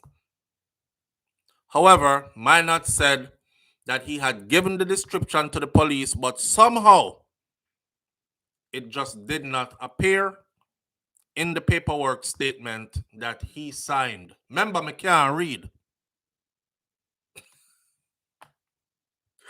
Yo, the man said the Minister of National Security need to know about you. You know, hear what I'm lawyer said? Not even a description of my client is in any of your statements. Not even a description of my client is in any of your statement. Them ask for describe. That's the most common thing the police is gonna ask you to do. All right, so who is this person now where you say your subcontract for do the killing because you couldn't do it? Describe to us what him look like. Well, he's a brown man. You know, him kind of dark. He must be over there give two descriptions. I don't know. You would have had to give a physical description, a description of his physical characteristics. And it should be in there. So now they went through all of it. Them not see nothing in there, not even the man name. Because he's claiming now that he didn't know his name. His name is not in it. A description of him is not in it. And this is a sworn statement that is signed. Only you come a court and come point out this man say, is him enough? And him be did hire to do the killing and him do it. Y'all think this case going somewhere? And who strike your comment, King Biggs? The man said, I told the police, I described him to the police when they was doing the statement. The police just never write it in there. National security fast asleep. Oh God. Mm. I told the police that Barnes had a small head and a small nose. Oh. Yo, we have been laughing up. When they asked him to describe him in a court, the man said, "What did you tell the police?" Him said, "I told the police." Me I tell us that somebody about Obi and Dal for him. Them a frig up the dolly. Them a frig up a dolly there right now. That brother is not okay. There's no way him. I'm sure when him reach back at himself, him probably has said to himself, "I want me going there, go say." Anyway, I'm not worried about it because I'm going to get 19 years. I'm out in 10 anyway. Uh, what did you tell the police exactly? Because it's not in here. How did you describe him to the police? What was he looking like? Well, me tell the police him did have a small head and a small nose. Yo, they, them not gonna fling out the case and them gonna make one. You know when we left school and we used to make airplane out of book leaf paper and then fly the plane them in a class, and that's what they're gonna do with this 16 pages and 6 pages. Think them gonna make airplanes and fly them right out the courtroom like this. Just all of them. Because they're not gonna stand up in court. I told the police that Mr. Barnes had a small head and a small nose. However, Wesley responded, "You gave them no description of Mr. Barnes, sir. None. That's why it's not in the report." So, Oscar Barnes, who, by the way, I'll do a video on Oscar Barnes soon. Um, just so you know who he is. But Oscar Barnes is out there living his life, my friend. Yeah, and then Big Thick Wife is here holding it down. He look like he's gonna walk too. The only person, that's crazy how this is gonna turn out, right? But if they don't have anything else on Beachy, the only person that is going down for this Tanya murder is who is already in lockup. Him alone. Watch and see. Unless they have something else, he's the only one. And then guess what? Like I said in the beginning, they can't try him twice. He's already tried and convicted. Before this started, I wanted to know how can they possibly take a statement from him, validate the statement to be true, and say, yes, we're going to use this against Beachy and Barnes when for them trial time come, and you get a deal because you told. So 19 years, out in 10, on good behavior, parole. And now we realize the statement he gave us is not adding up. That turned upon its head. That just looked like you did this on your own. You do this on your own. You find some people you want to implicate in this to save yourself. That's what it's going to be. The man here gone by himself. So all of the people them who feel like Beach are going to do time in prison and he's never coming out, are all who afraid of him and afraid of and afraid of him coming out. Now is a good time for you to go ahead and move or safeguard yourself. It looks like he's coming out. Looks like he's coming out. Unless the voice note them says something else. Let's wait on that. So here we are, Wednesday. They're back in court again today. Tomorrow, we shall hear more of what took place today. Patsy Barnes said them better run. Evan Wallace said the government is happy to take him off the street, even for a while, because he is dangerous. Which one? Because if anyhow film testimony is true, the whole of them dangerous.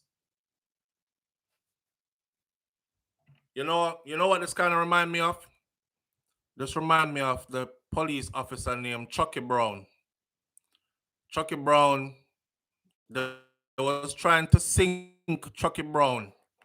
Them said somebody have to go take the blame for this, right? So they put all the blame on Chucky. Chucky said, here what? Since I this not try to do me, right? Me I tell upon everybody.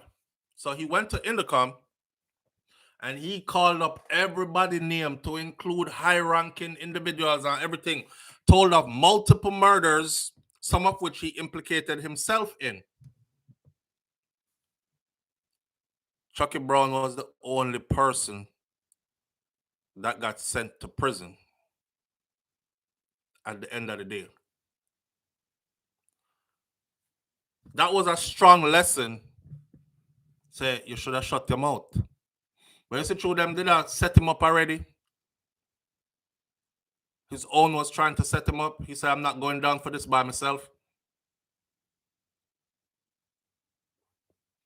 Veronica Gale says, jail doesn't stop them from being dangerous. That's true.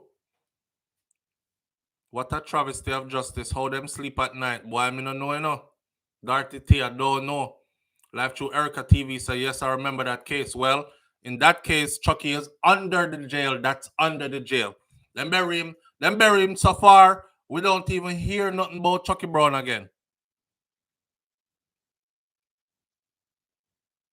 Crazy. 2 more stories for the morning. And we have 15 minutes to do it. So I'm going to run through one quickly and save the other one for last. The last one has a lesson. I'm reading this story this morning of this woman that killed her husband. Well, him and her husband, he was her common law husband, after he inherited 30 million US dollars. 30 million US. So the woman allegedly poisoned her boyfriend or common law husband to death after finding out that he received inheritance of $30 million. His name was Steve Riley, 51 years old. Fell in love when he met his law. He fell ill, not in love. He fell ill when he went to go meet his attorney to receive his money. The next day, his girlfriend, Thea, she's 47, called 911, and paramedics discovered Riley unresponsive. Riley was taken to Trinity Hospital and he was transferred, and then he died at Bismarck Hospital. Investigators were told that she was entitled. This is what she told them. She said she was entitled to some of his money because she is his common law wife.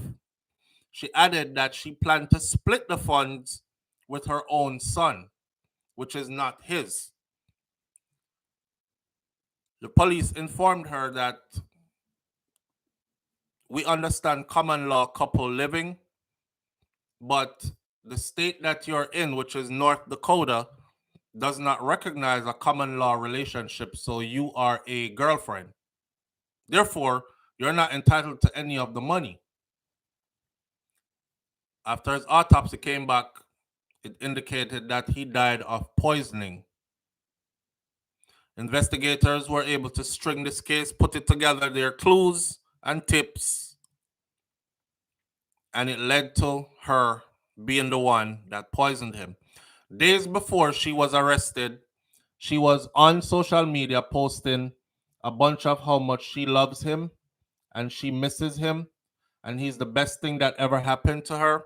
And the guys that are in her inbox right now, they can just leave her alone because she's still not interested in anybody but Riley, and she's mourning him. 30 million US, Never walk feet, One big rotted inheritance. Me don't know how him inherit that, but see her there. I see him there.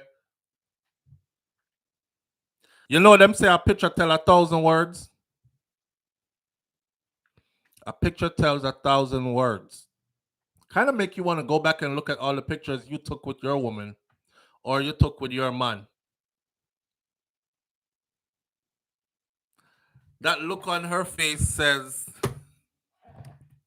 the look on her face says, it's like, yeah, whatever. And Riley, him look like he's in love.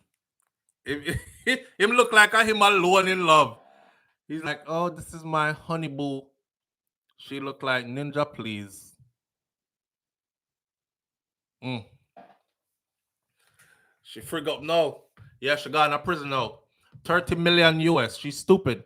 But the only reason why she did it, it came out later that the only reason she did it was because she also found out that he was planning to leave her.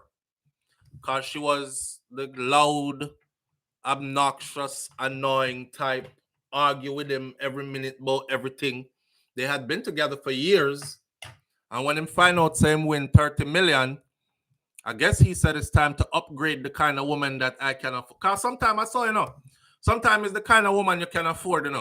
A lot of the times, it shows where your financial status is, the kind of the kind of woman you can afford. You know what I'm saying? So he was like, 30 mil? I ain't gotta listen to your bullshit no more. You out of here. And she found out. He was actively making plans to leave her. So she just sent him home to the Lord. In the, in 1 and 2. The man just picked up the check. He just picked up the check. At his lawyer's office to pick up the check, he fell sick. He was on his way to go get his check. Yvonne says, I'm sure he would have paid her to go. Or maybe she could have sucked him back in. A lot of people get involved in stuff. They talk about, I was sucked into it. Maybe she could have sucked him back in. You don't know. But she think too far ahead and ended up in prison with no money. The last one for the morning, though. And we have a perfect 10 minutes to talk about this. I saw a video yesterday, you see, which I can't really show you the video because the video basically shows a double murder on camera. A lot of you might have seen this video. It's going around. It's gone viral.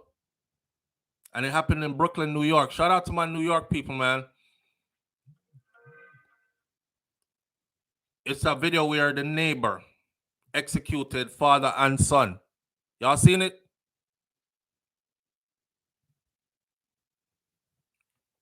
I'm telling you, if you go check out Amari, because Amari is doing her thing on social media. I'm use her name, so I end up promoting her just the same, right? She got a lot to say, and she's back to putting up videos at rapid pace. Enough people are talking about how she look on all these things. I think she looking good. When she was fat, people used to laugh after her, call her beached whale and all these. When she had tried shoot video on beach in a bathing suit, and now she slimmed down and them have something to say. No, she looks sick. But anyway, the video where me I look for sure now. I don't want to show you the whole video because I can't show you the whole video. YouTube will literally shut us down if we showed you the whole video. Is that sad sitting? Sad, sad, sad.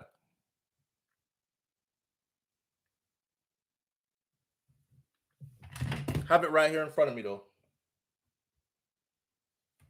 So that's a still picture of it. This is the guy in the blue jacket. Him live downstairs. Let me set up the story. So he in the blue jacket, he lives downstairs. The father and son that he killed, they live upstairs. Him. So yeah, whenever I watch a movie, I see noise going on from the neighbors. So the neighbor upstairs will stomp the floor. Forget the neighbor downstairs attention. The neighbor downstairs will say, yo, grab the broom and juke the ceiling, boom, boom, boom, back. That's exactly what they were doing. They stomped, boom. The one downstairs knocked the ceiling with a broom, boom, boom, boom. The wife said she was in the kitchen doing dishes and she heard the boom, boom, boom. So she asked the family, which one of y'all making that kind of noise in here? Everybody said it wasn't them. Her husband, him stomped the floor. Back to the neighbor downstairs, which is the guy in the blue jacket. So the guy in the blue jacket got pissed, comes upstairs with his gun on him and turns back way and kick the door. Bow, bow, bow, kick them door. And as he was walking away after he kicked the door, her husband came outside When her husband came outside, an altercation developed. The thing about this is, I have the whole video. The video has no sound on it, so you can't hear what was exchanged. Let me tell you something. Some people wake up today and said them ready for dead today. Okay? You see me? I'm a person like this. Even if I have my gun on me, I still act like I don't. I act like I'm defenseless. You can hurt me. Me paro, me run gun. Because I know if me pull it out, me I go use it. And if I use it and I take a life, I have to deal with that too. Right? And I don't want to do that just off of a whim of doing that. So I try to sidestep every problem. Me not argue with people. Once arguments start, me gone. I don't care what you want to call me. Oh, you a pussy. You running. You running. Say something. Talk to me back silently. I'm out of here quick. And I'm not turning my back. Give you for too long neither. Right? I watched the video. After the man kicked the door, he was walking away. The husband run out of the house. Run up in at the man's face. Confront him. Can't hear what's being said. He goes back in the house and grab a pair of scissors, a big set of scissors. Come back out, push up the scissors under the man's throat, so, and say a couple more things, right? To me, watching the video, it was one of them, kill you, ninja. Keep playing with me, I'll kill you. You see, after him do that, he turned around and went to walk away to go back in his house. As he turned around and went to go walk away to go back in his house, my man pulled out the gun and line him up, bah, bah, bah, bah, right there in the hallway. Him spin round and run back towards the man and drop. The man then, his son also got hit, who was standing in the doorway. His wife was standing in the doorway. I don't know if his wife ducked behind the door and do what, but she missed getting hit. But she was there too. And the whole family, the man did not try to wipe out, he caught the father and the son. Now, I'm learning from all this. A recent interview now this morning or last night by the wife. That son was not her husband's child. This was his stepson. They are Haitians. The youth that killed them was African American. She said, they never liked my family. He always shouting xenophobic comments to my family every day, whether we're getting in our cars downstairs or we coming up the steps or we arriving at the building. F you dirty Haitian ass, this, that, and the other. So he never liked us. So he's making it look like this was over noise, and it wasn't over noise, because everybody in here make noise all the time. It wasn't over noise. This is an ongoing thing with him. So, but he made it look like it was about noise. I'll tell you like this. If somebody pulls a pair of scissors out, right, a knife, a gun, and them hold it to your neck, you see the moment you saw them coming towards you with it, that was your cue to fire if you had your weapon on you. I'm using this to save somebody. If you're approaching me with the weapon out, I'm firing. I'm not waiting for you to come push it up under my neck, because I don't know if you have self-control and you're going to be like, I'm going to put a sharp knife or scissors right here, but I'm not going to ram it up in your... No, man. So you are in imminent danger, and they're coming towards you with a tool that you know can cause blindness. It can cause death. You will never be the same again if this person uses this on you. But that was your moment to legally defend yourself. Legally defend yourself. You see, if you allowed them to come up to you and say what them have to say, whether them put it yasso, here so, or up here so, once they said what they had to say and they turned around and left you, you can't pull out and shoot them in the back and the back of the head and all that. Based on what I saw in that video, brother man's sister is doing her rounds on social media saying, my brother didn't commit murder, it was self-defense.